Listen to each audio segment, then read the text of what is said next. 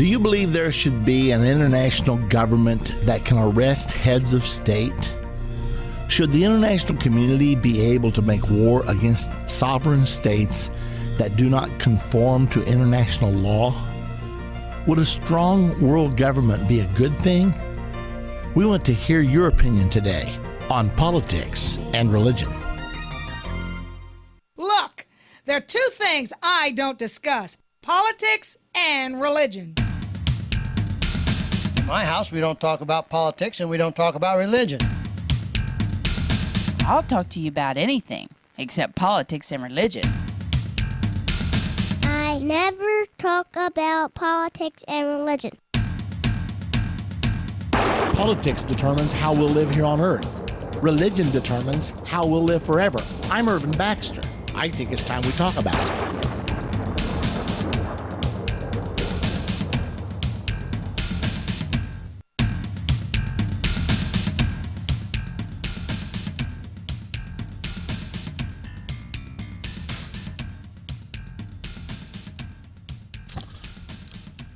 So where are we headed as a world? Are we in fact moving into world government right now?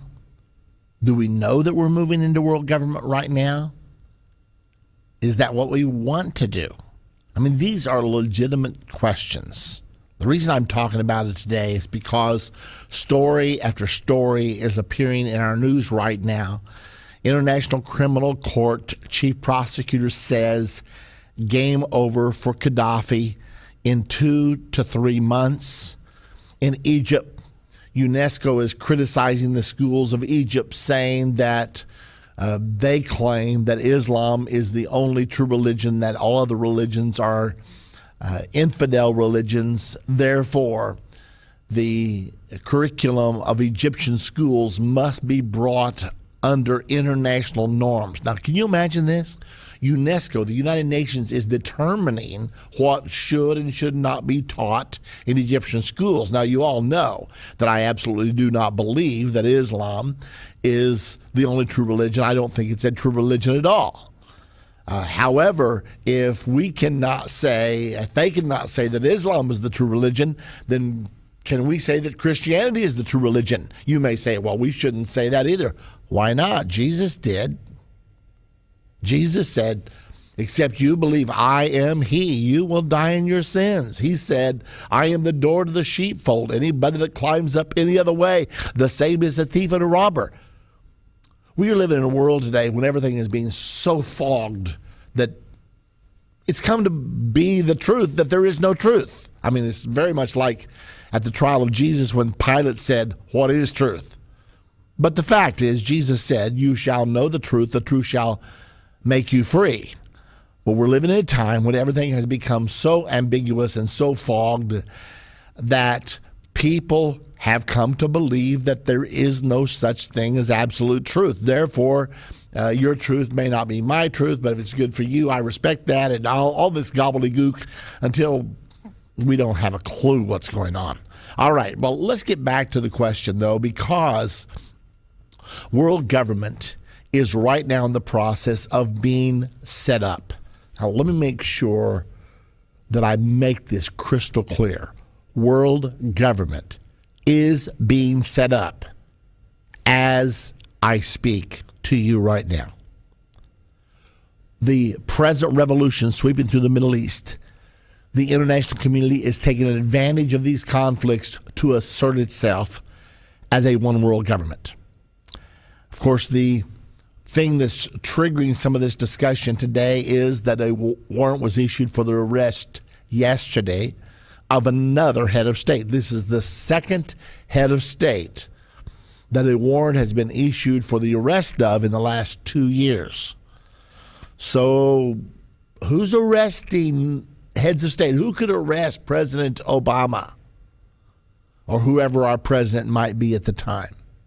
I mean, if they can arrest President Gaddafi or President al-Bashir of Sudan, those are the two that arrest warrants have been issued for. If they can do that, then they could arrest President Obama if they felt like that was legitimate. And they're the ones that make the determination whether it is legitimate or not. So do we want a world governmental system? That's what this is. Anytime you have an authority above a national government that can intervene in that government and that can arrest the head of state of that government, you now have international government or world government.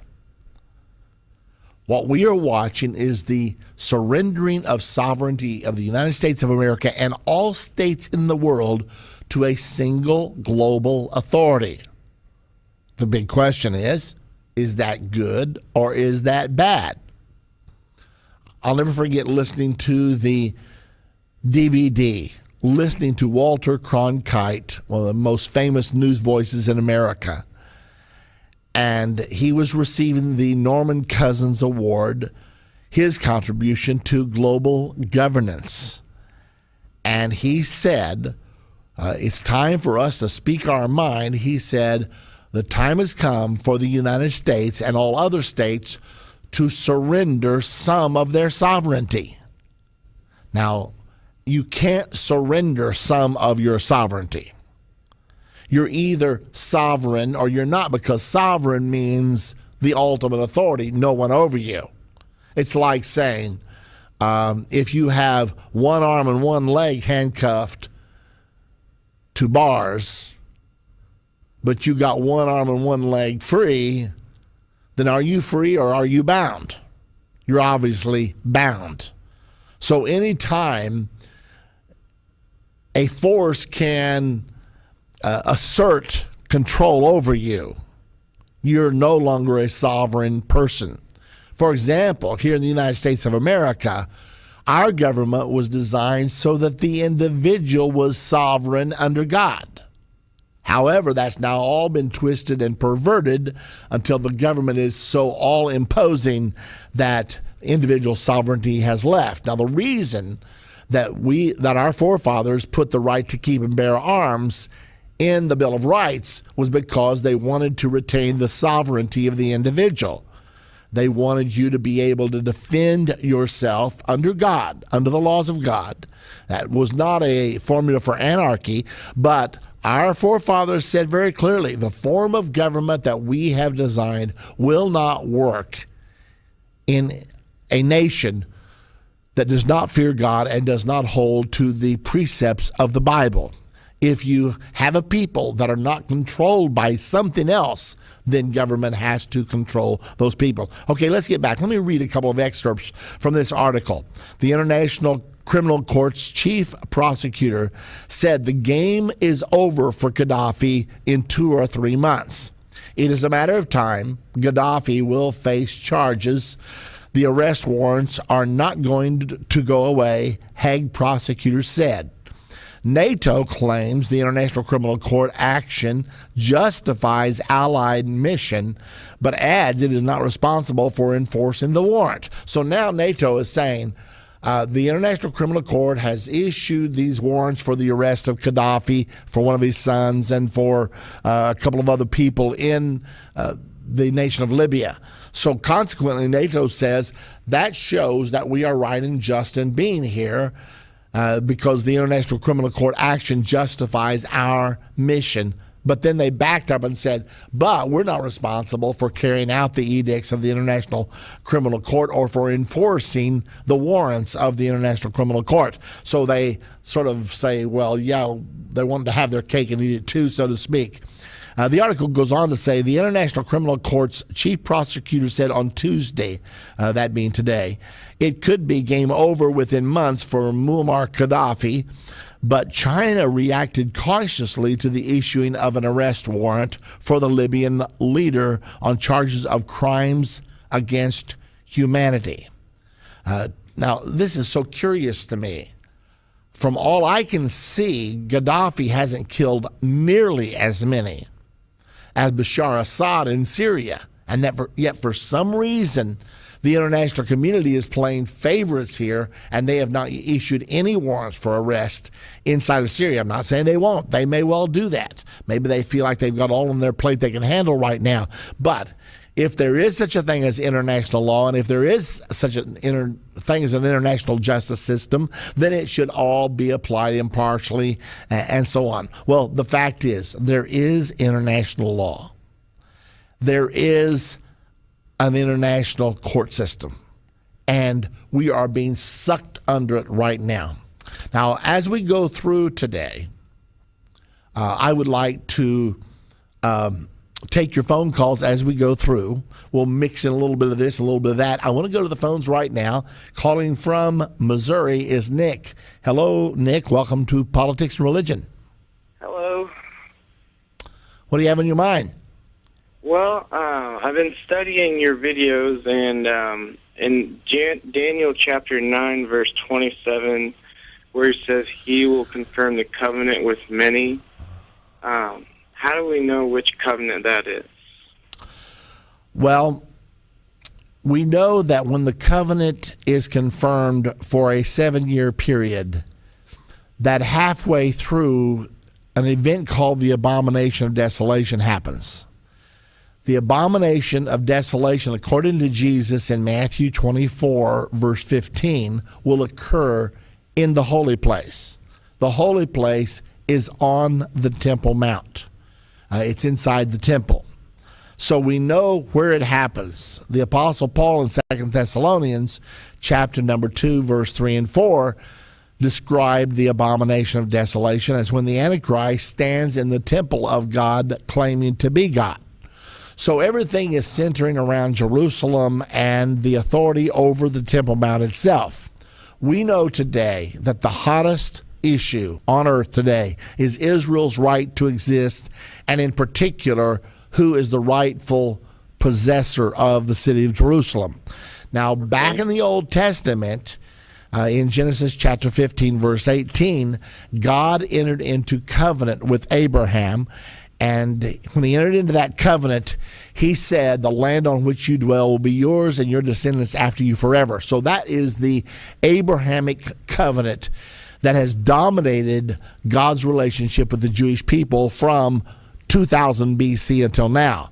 So what is the number one disputed question on earth today? Does Israel have a right to exist in the Holy Land? Everything going on right now between the international community and Israel centers around that question. Does Israel have a right to exist? And if so, where would those borders be? That's the reason I have concluded that when the Bible talks about the confirmation of the covenant by the Antichrist and the one world governmental system, it's obviously, in my opinion, referring to the Abrahamic covenant that God made with Abraham in Genesis 15:18. Okay. I know that's a lot to absorb in one breath, but nevertheless. No, it makes sense. Yeah. I guess. Okay, Nick. Sure appreciate you calling. Hey, thank you, Irvin. You're most welcome. And let's go right on to Illinois. And hello, Chris. Hello. Irvin Baxter. How you doing? I'm doing great. Hey, I just want to know what your thoughts are on the supposed meeting supposed to take place in September or October. That's supposed to be the feast during the Feast of Trumpets, or the Feast of Trumpets, when the Bible says that Jesus is supposed to come back during that time. Tell you what, Chris, you can either stay with me. I didn't realize how close we were to our break. Either I can hold you over or else I'll answer after the break. If you decide to stay with us, I'll get right back to you as soon as we get through this break. You're listening to Politics and Religion, and we'll be back in a moment. Endtime Ministries presents End of the Age, a 30-minute commercial-free TV show hosted by Irvin Baxter. Every Monday, End of the Age airs on the Church Channel at 9 p.m., Daystar at 10 p.m., and on TBN every Wednesday morning at 7 a.m., all Central Standard Time. On End of the Age, Irvin depicts how modern issues like an establishment of a one-world government, the religion of Islam, a coming World War III, and more line up so clearly with Bible prophecies written over 2,000 years ago. To get tomorrow's news today, be sure to tune into End of the Age every Monday on the Church Channel at 9 p.m., Daystar at 10 p.m., and on TBN every Wednesday morning at 7 a.m., all Central Standard Time.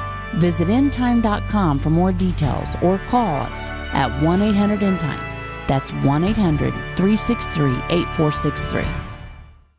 The Bible prophesies about 4 great spirits which control the action